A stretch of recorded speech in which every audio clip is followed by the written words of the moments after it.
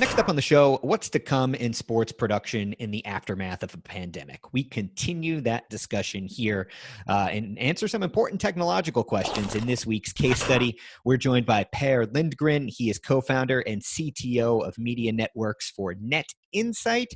He also has a special guest with him, joined by Linda Hannon, sales director for The Switch. So let's get to them. Per, you're up.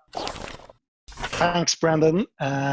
I'm excited to be here together with Linda from The Switch. We're going to talk a little bit about the impacts on the live media production and delivery on the current situation. Definitely affecting us all personally.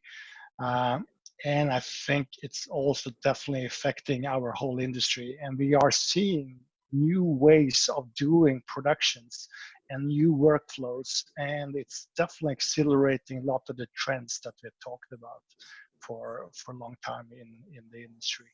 And it's great to have Linda here from The Switch, because she will give us some real life examples of how The Switch has adjusted and how they are doing differently in this situation. So that's going to be really exciting to listen more into. I think very, very clear is that people are doing shows doing a remote production, even sitting at home doing their productions, and even hosts and performers are sitting at home. So definitely see a need for much more agile workflows.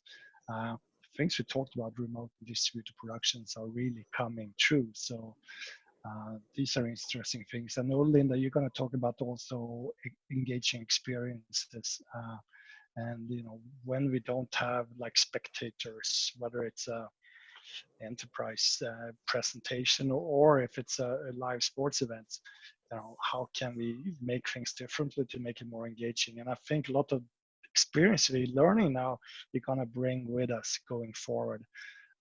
Technology-wise, definitely we are seeing the things that we have talked about for a long time, both The Switch and at the Insight open platform. We're talking about cloud and virtualization. A lot of these things are now coming also into play.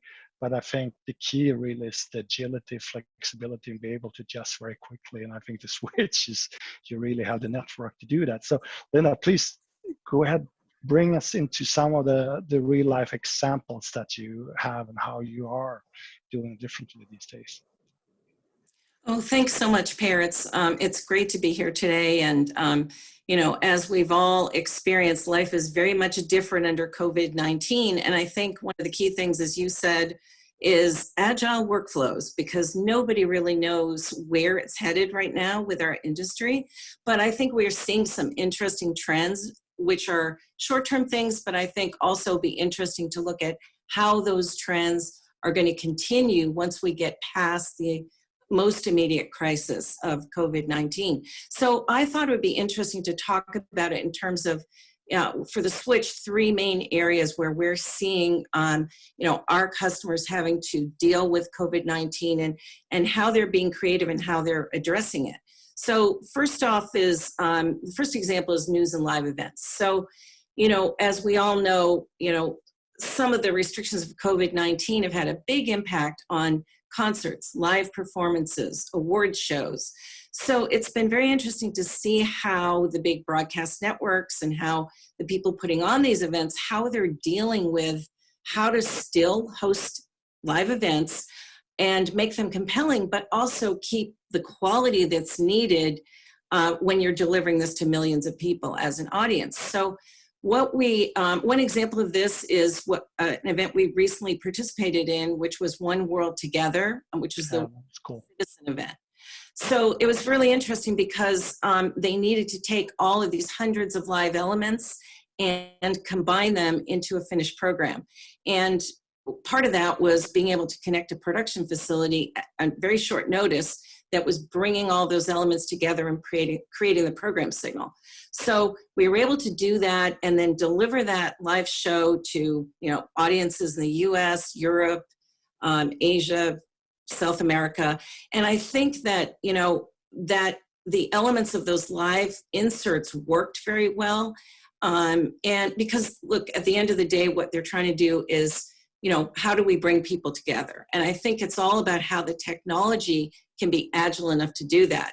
But you have to be able to make sure that when you deliver that finished program, there's a minimum of latency, that it's easy to get people connected. So I think we're going to see a lot of new changes in terms of those big, what I would call news and entertainment live events. How are those award shows going to be done going forward?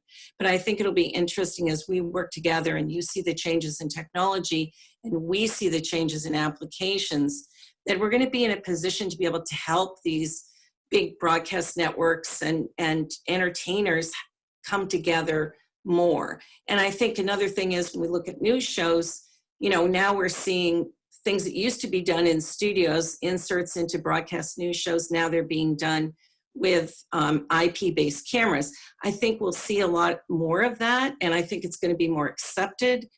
So I think that's kind of, it'll be interesting to see where news and entertainment goes. But kind of that's really, where we see it headed. Any thoughts you have on that area? No, I think it's interesting. I mean, we definitely work together to provide the first remote productions or at-home productions, being pioneers today regarding these things. Here it's literally at-home productions. Both talents are sitting at home doing the production, and we have the performers and talents sitting at home as well. So at-home productions comes really heavy in this. As I said, I think your network with the flexibility, you can set up services in minutes, even seconds, and even the customers can provide it themselves over your network. I mean, that for this type of situation, that makes it possible for you to adjust very easily. Instead, you're also going into enterprise, and I guess now with less sports, and I guess enterprise is also changing quite drastically. You can't do the big conferences or trainings or CEO stages with a lot of spectators anymore. You have to do it virtually. I mean, it's like we're doing here right now. We do it virtually. So, how has that been affected for you? Yes, sure. Well, for enterprise, I think we have a slide for that. For enterprise, we're seeing huge changes right now. This is the time of year when many, many big companies like the Microsofts, the Facebooks, the Samsung, Apple, they would all be normally producing big live events in conference centers, convention centers, hotels, and bringing huge audiences in, as well as delivering that message to their own platforms, to social media, and to the broadcast media for press purposes. And of course, now they're not able to do that. So we're working with different companies in many different interesting ways. And so a few of the things that we're doing now are, we're taking that live event that would have been at a big convention center with a huge production crew, huge audience, and we're doing those from our studios. So we're able to keep that production value for that live event, but minimize the audience, of course, and even minimize the crew people that have to be part of that.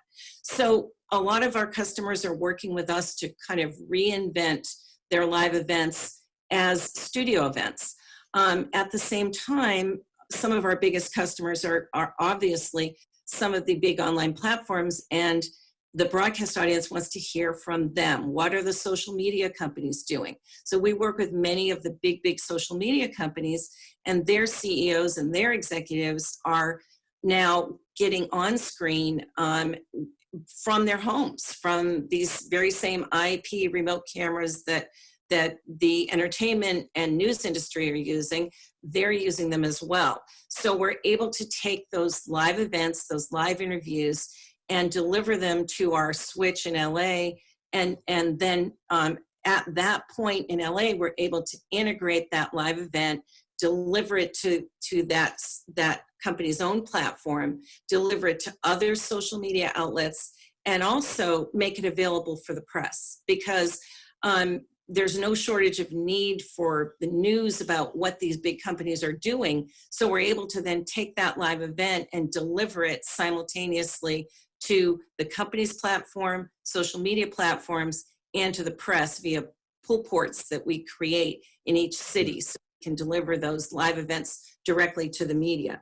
And that helps because the media doesn't have to come, the news outlets don't have to actually come to the event live. And as you mentioned earlier, Per, I think one of the big areas where we're seeing an interest in REMI and at-home, what the Switch calls at-home production, is that as a way to even, help even further to protect their own crews. Many of these companies normally hire huge production crews, and they don't really want to have the exposure that these crews would have to a live event. So we're able to keep that very limited by doing minimal crews on site and having a lot of the production elements inserted at a studio location, such as one that we have in Burbank that's then connected to our network.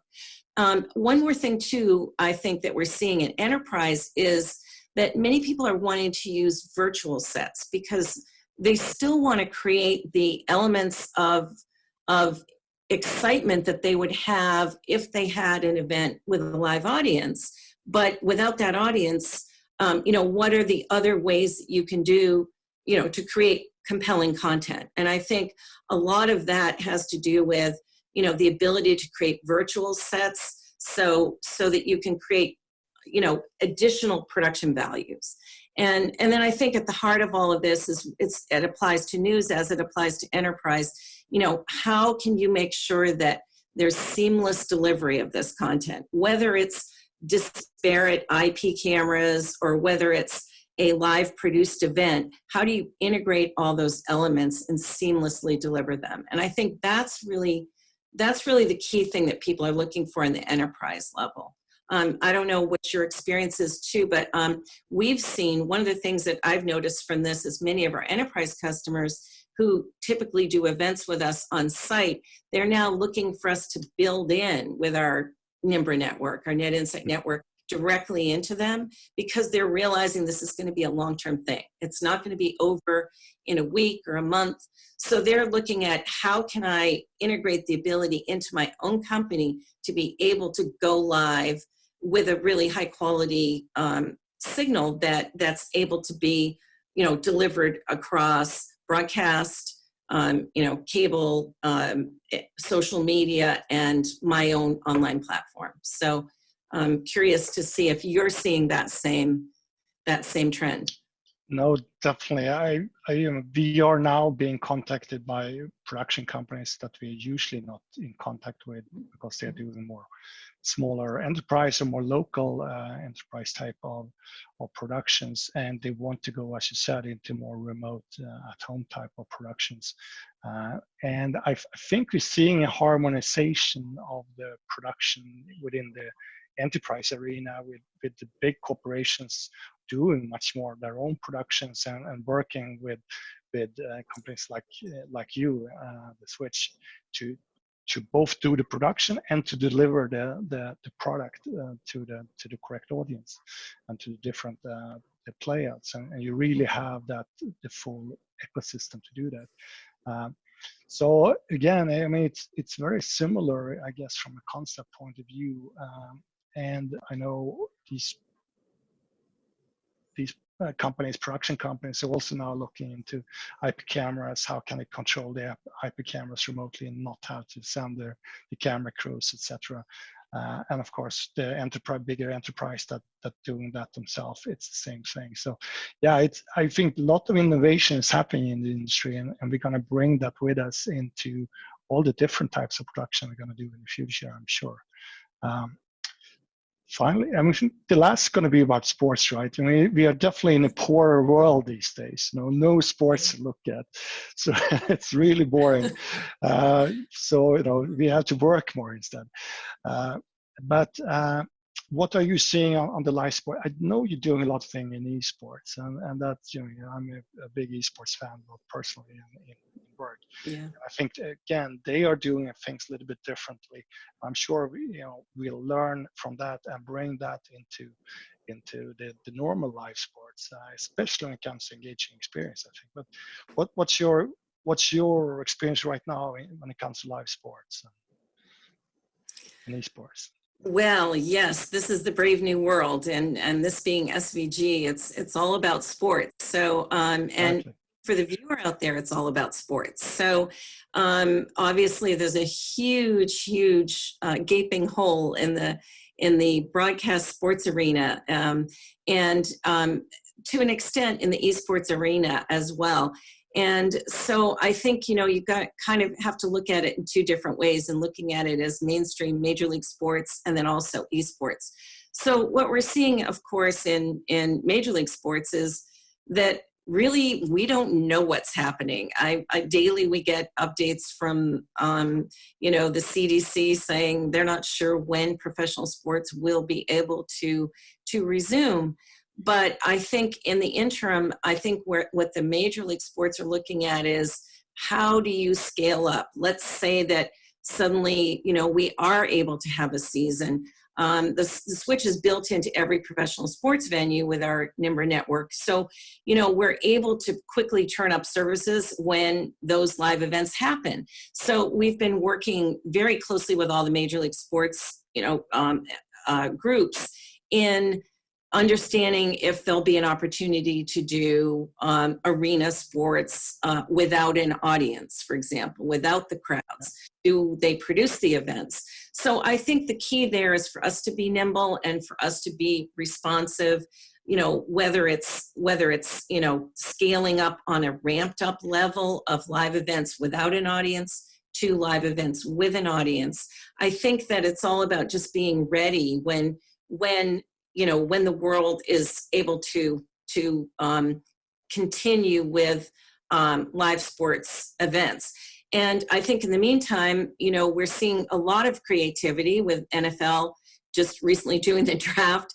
And who would have thought that the NFL draft could be done from people's basements? But hey, wherever that source is, wherever the origination site, we like to feel that we'll be able to be there to help them deliver those individual live cameras and live streams back to NFL to help them create that finished product. And I think if I'm correct, I think they had one of the largest audiences, if not the largest audience, for the NFL draft. So I think what's key there is people are interested, they will watch, and they're very accepting of how the world is right now.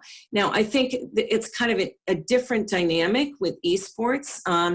We've been working very closely with several of the major esports companies, and we are literally had 5 events into major arena sports season for an esports company all over the world when all of those events were suddenly canceled. So the opportunity then was for the esports company to say, well, hey, what's our next move?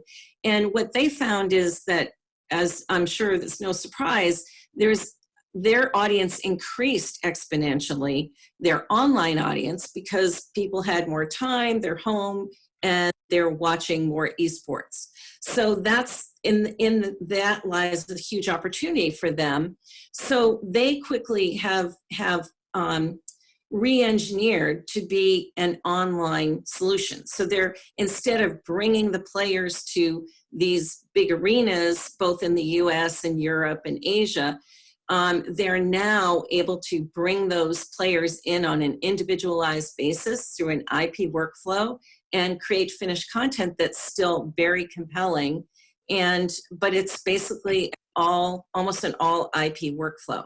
Now, at the same time, you can say that, that's a success, but there's still an element missing from that, because what's missing is the teams, those live experiences of bringing the audiences together and having the teams play in front of a live audience. So as successful as it's been for our esports customers, they're also looking for ways to think about, how do we get back into those live events? And as restrictions are relaxed a little bit, we're looking at further on this season of continuing to come back and play those live sports events in front of crowds. So I think that the key there is we need to be flexible. We need to be looking at 3 different options at once. And I think that's where the power of our network comes in, because we're able to really quickly ramp up and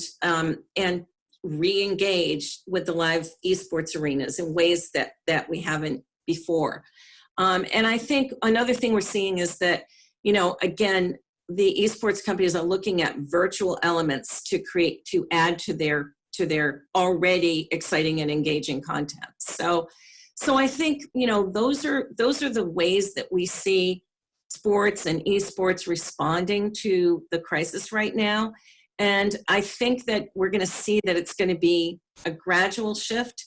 And yet it could be that within a matter of, a few weeks, there'll be a very quick ramp up to live sports again. So I think really our goal is just to be there and be ready and to be flexible. So I think that's really the key here in the age of coronavirus is, can we be flexible about how we create content, repurpose it, repackage it, and deliver it across all of these different platforms?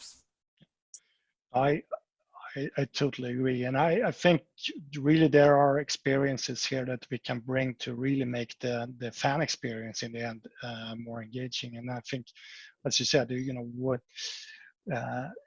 definitely for esports, why do you have to choose? You can do both, right? You can have an audience and send it to the online fans. And of course, a lot of their fans are online natives. So for them, it sounds like the perfect world. So, but definitely bringing both would make sense. Other things we have talked to some of our sports friends about this. As you said, what's going to happen when it starts to open up and you can actually do the games? Will there be spectators on the arenas? How can you compensate from an experience point of view? And I said, I think a lot of that is also with the players, right? It's like when we're talking with just a virtual audience here, it's hard to really engage always.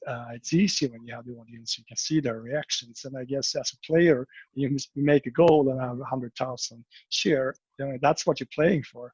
It's going to be different in the arenas. But other things is also like commentaries. Can they be on the site? Or do they need to sit at home? And how do you do the commentary workflow to include them to be able to see it remotely, add your commentaries, bring it back into production, mix it together. And I guess, again, the agile workflows to do that. Hopefully we learned a lot now, so we can do that much more easily this autumn. And I'm sure a lot of the innovation that we've seen here will bring with us. And hopefully for the fans, it's going to be even better once this crisis is over. I think we had also some workflow slides, just how you do it, and is there anything you want to comment on this? Because I think it's really the end-to-end workflow that is one of your big assets. Yeah, well, and I think we've talked about it, and you see the big orange X in the middle of the screen. And that's the effect of the world we live in today is no more live venues.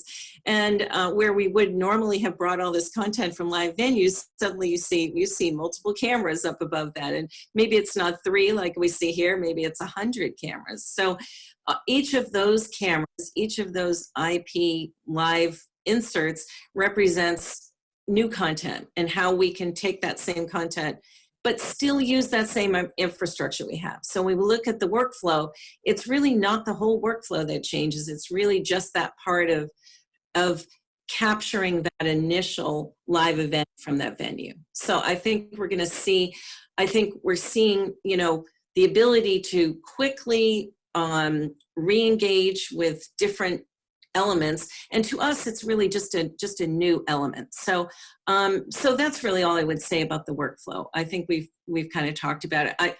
We've touched about this a lot. Sure, let's think about where we think this is going. I'm be curious to hear your thoughts. Yeah, exactly. What's going to happen now? What's going to happen after? What's going to happen with the live events? What is your thinking? Well, I think, first of all, for live events, for broadcast news, I think we're going to continue to see a lot of these elements brought in by IP remote cameras. But knowing that, you know, if there's the ability to go back and use live studios and do these big live events and award shows, I think those are definitely going to be done. We're already seeing some of them coming back in. I just think that this IP element of it, where getting more grassroots and being able to bring more people and be more inclusive is going to be a big thing. I think in the enterprise area, I think we're going to see first a transition to doing these live events again without an audience, but still doing them from either the customer location or from a venue, which will give you some little bit better production value than we're able to get right now. And then I think we're going to see a lot of this where a lot of these big enterprise people are going to want to build in the infrastructure to control their own message, given that we really don't know what's out there in terms of COVID. Then I think in terms of live sports and esports, there's going to be a continued appetite for professionally produced sports content. And we're seeing a trend now where some of the esports companies are now looking for platforms on traditional sports where you know, the broadcast you know, entities don't have the major league sports. Are they going to integrate more of the esports so that esports event will be on the esports platform and also on a broadcast platform? But I think however you look at it, all of these changes that have happened because of COVID-19, I think many of them are going to stay with us for some time to come. So I think it's up to all of us in the technology space and the live production and delivery space of how do we keep up with the technology and use the emerging technologies to be able to create better production values with or without COVID-19. Yeah, I totally agree. I mean, I think we are learning a lot. I think we're seeing a harmonization also on the production workflows for all these three areas. They're moving in the same type of directions. Enterprise are becoming more professional, and we are taking elements from in all three of these, that it's more remote, it's more distributed workflows. We are bringing in capturing from remote sites, and we have sources coming from many different sites. Some are from, you know, professional cameras and professional links. Others are coming in really over internet, and be able to bring that together. I think it just enhances the experience actually. And I think that we're going to bring forward, as you said, in the end, just bring that into a more engaging experience for the viewers, whether it's for enterprise viewers or live sports or live events viewers. And I think there's a lot of innovation going on out there in the industry right now. And a lot of the things we talked about, remote distributed production, AGL workflows, more open IP, and even cloud productions. I mean, all those trends are really getting accelerated now in these days, I think. So now it's usually the case, I guess. There are no bad things. They will usually in the end bring some good things with them as well. So I think that's what we're seeing here as well. I think we're all gonna learn from it and hopefully benefit from the experience. Agreed. Thank you so much, Per, for allowing us to participate in this. It's very interesting to see where things are going. Yes, thank you, Linda. It was really exciting to hear what you're doing right now and to see the trends. So thank you all, and thanks for listening, everyone.